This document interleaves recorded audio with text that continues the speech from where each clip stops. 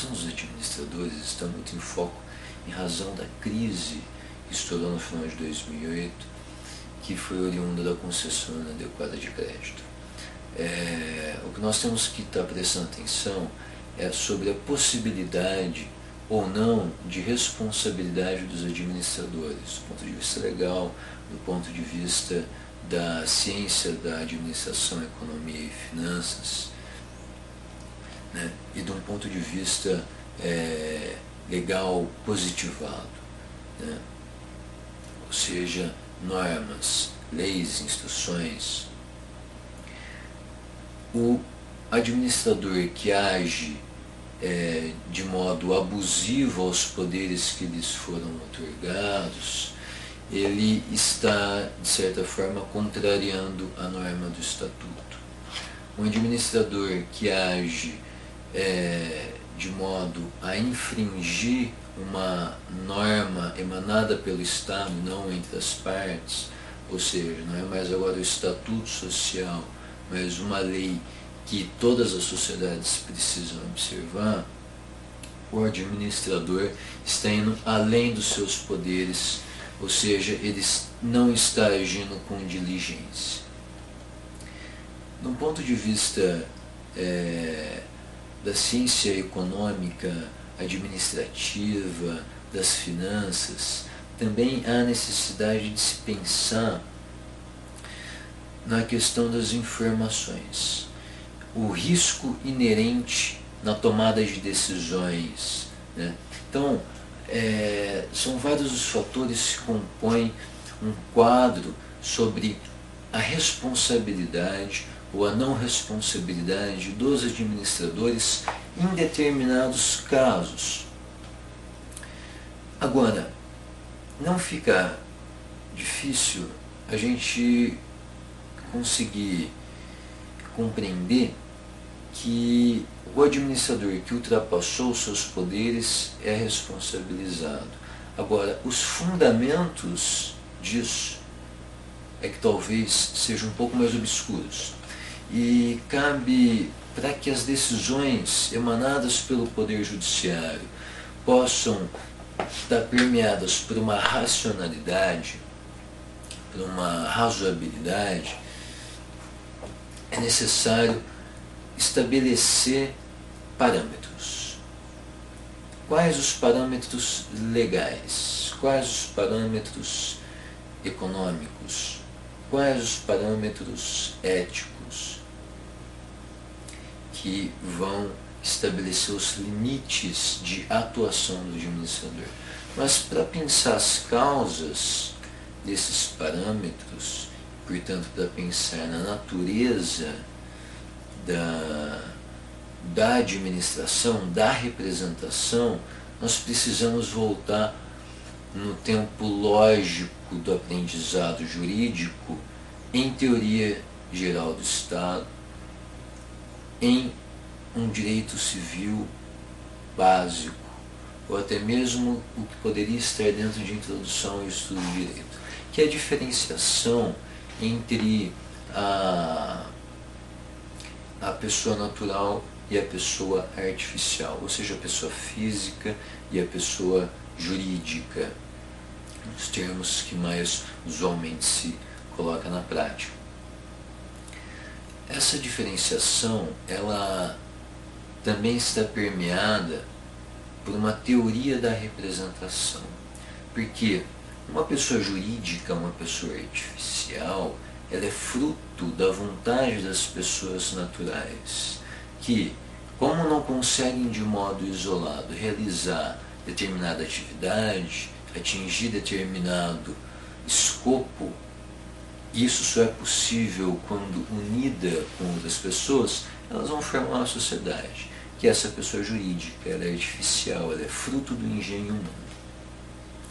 Para formarem a sociedade, elas precisam outorgar poderes para uma pessoa que, por sua vez, vai representar essa sociedade. Então, há uma cadeia de outorga de poderes, sendo o elemento, o átomo da teoria, o indivíduo, o ser humano, que vai outorgar o seu poder de agir num determinado sentido para a sociedade, para o conselheiro da sociedade, que é quem vai tomar as deliberações com vistas a respeitar o interesse do sócio do acionista. A sociedade, por sua vez, precisa executar essas deliberações tomadas, ela vai se relacionar com uma pessoa física novamente. Então, nasce da pessoa e morre na pessoa. A ponta da cadeia lógica, as pontas da cadeia lógica. Essa teoria contratual, ela tem seus fundamentos na filosofia de Thomas Hobbes. Thomas Hobbes foi um filósofo inglês que publicou a sua obra mais conhecida, o Leviatã, em 1641, mas tem diversas e inúmeras reflexões acerca dos mais variados campos, inclusive no direito. Não é à toa que ele tem um livro chamado Um Diálogo entre um Filósofo e um Jurista, um filósofo e um estudante da lei inglesa, da Common Law, que ele escreveu com cerca de 80 anos. Então, esse filósofo, ele parte do texto dessa principal obra dele, ou pelo menos a que ficou mais famosa, que é o Leviatã, dizendo que pessoas são capazes de produzir ações e expressar palavras que representam elas mesmas ou representam outro, seja este outro uma pessoa física ou uma pessoa artificial. A pessoa física é sempre aquela que as palavras e ações representam a si própria. A pessoa artificial é aquela que representa as palavras e ações de outra pessoa. Ora, nesse sentido, um mandante e o mandatário. O mandante, ele outorga poder para o mandatário atuar.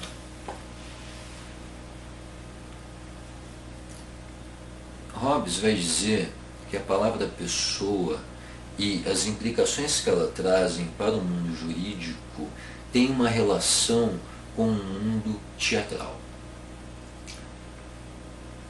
O mandante é o autor da vontade. O mandatário é o ator. Ele representa a vontade do autor. Quando nós temos uma pessoa física, o autor e o ator estão na mesma pessoa, no mesmo ser humano. Quando nós temos uma pessoa jurídica, nós temos duas pontas. A pessoa jurídica enquanto autor, ou seja, ela decide como que o administrador vai atuar e fiscaliza ele. Então, a sociedade enquanto autora e o administrador enquanto ator. Como a sociedade também, de certa forma, é um ator.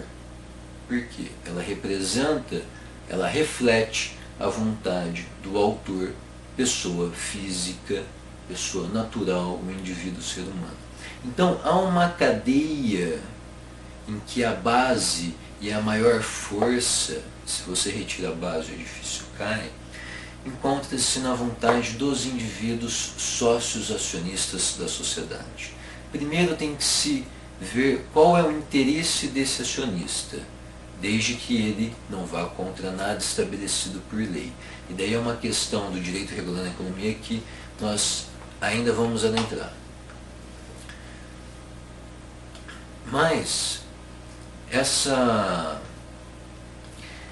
relação que há entre o teatro e a política é uma relação que Hobbes vai inclusive expressar o significado da palavra pessoa, o significado linguístico, porque a origem latina dessa palavra, persona, no sentido mais estrito que é possível dar para ela, significa máscara. Máscaras que eram usadas nos teatros gregos. Então toda pessoa ela é um ator na sociedade, nós atuamos na sociedade. A roupagem jurídica que é dada para isso é o que permite também a existência no mundo jurídico que é visto pelo positivista dogmático, ou seja, tudo que não tiver com a forma correta não está dentro do direito, o que é um absurdo, porque em países como o Brasil ainda há pessoas que não têm um registro civil, né? Ou seja, não tem um número de identidade, um registro geral que fala a cidadania dele, que fala que ele tem direito a ter direitos, né? Então, a questão ela está intrincada com a política. Hobbes ele construiu a política a partir dessa teoria contratual. Ele é o pai do contratualismo enquanto mecanismo pelo qual os homens criam a sociedade. É o contrato social. Esse mecanismo de representação para o Hobbes, então, vai servir inclusive para sustentar e justificar o Estado, a representação política, né? Então, o súdito, no caso do texto do Hobbes, ele outorga o poder para o soberano, e esse soberano age no interesse do súdito, que no caso da trama hobbesiana, ele nasce em razão da necessidade de sobrevivência das pessoas que, sob um ponto de vista econômico, são hipossuficientes, são necessariamente agressivas em razão do ambiente que elas estão situadas. É um ambiente em que não há um terceiro forte o suficiente para resolver os conflitos existentes. Então, é possível já compreender que há uma interligação entre um fundamento filosófico que interliga o direito e a política. Ora, direito e política estão dentro do direito societário. A sociedade, ela funciona no seu grau mais básico pela outorga de poderes. Pela outorga de poderes para representar, para outra pessoa atuar em nome do autor, que é quem outorgou esses poderes. Então, fica já estabelecido que o ponto de vista jurídico ele permite uma atribuição de responsabilidade àquele que, enquanto ator, atuou a exceder os poderes outorgados pelo autor. Quando ele faz isso, a partir do momento em que ele está atuando fora dos poderes outorgados pelo autor, ele passa a ser autor de seus próprios atos. E a consequência imediata é que o seu patrimônio vai estar responsabilizado. Por isso que ele foi além, né? E, inclusive, isso pode gerar ações contra esse administrador, não só pela sociedade, mas inclusive pelos seus sócios acionistas, dependendo da situação, as quais estão ali expressas na lei das sociedades anônimas. Então, quando nós pensamos na responsabilidade dos administradores, relembrando esse início de aprendizado jurídico sobre a pessoa artificial, sobre a pessoa física, sobre a representação, né? Nós conseguimos compreender que muito crédito que foi concedido inadequadamente é passível de ser uma causa para responsabilizar o administrador. Agora, é necessário não se pautar por uma visão apenas jurídico-legalista. é preciso entender qual que é o grau de desenvolvimento econômico e como que a demanda econômica daquele momento exige o modelamento da norma. Porque direito e economia estão numa interação de lapidação mútua, né? O direito lapida a economia e a economia lapida o direito. Não é possível nós pensarmos num liberalismo nos moldes ideais, porque onde há excesso, há necessariamente anulação de uma das partes. Então é necessário regular o mercado, e regular de modo a otimizar ele, otimizar, trazer eficiência. Agora, isso não é dissociado, obviamente, de, além de buscar eficiência, buscar uma relação equânime entre as partes que estão realizando trocas, os jogadores que estão realizando trocas. Porque a equanimidade, ela inclusive, por exemplo, na teoria aristotélica, é o cerne da justiça, de uma visão de justiça, né? De dar a cada um o que é seu, aquela máxima que ficou permeada no digesto e que tem, sim, uma importância muito grande na construção do direito, porque ela funciona como um norte a ser seguido, né? Hobbes vai combater Aristóteles, mas acrescentando a esse argumento dele de dar a cada um o que é seu, que ficou cristalizado no digesto, ele vai acrescentar, mas quem decide o que é da cada um? Né? Quem decide o que é o seu e o que é o do outro? Só um poder comum e maior, mais forte, o Estado pode decidir isso. Então, você tem uma construção ao longo de séculos, né, de um conceito que sempre está utilizando a ideia de equânime, de proporção, né? E quando não se tem uma regulação do mercado, tem-se uma voracidade que causa não o meio, a mediania, o equânime, mas o excesso. E o excesso, como já dito, é a anulação de uma das partes, né? Então essas são as considerações essenciais do ponto de vista econômico. Agora, também é necessário pensar que as normas, por exemplo, instruções, não apenas leis, elas podem estar conflitantes com aquilo que a ciência econômica, administrativa e das finanças indica como sendo o melhor. E deste melhor se tirar o meio, porque a mediania, o equânime, é o que sustenta a possibilidade de maior eficiência. Justiça e eficiência são duas palavras que podem ser conectadas, apesar de uma tradição não gostar de fazer isso, várias tradições de pensadores. Então, esse é o ponto econômico, né? E o ponto científico. Por quê?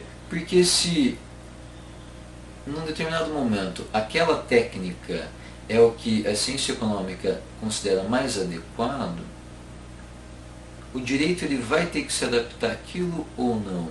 E como que acontece essa adaptação? Será que ela não é resultado de força política?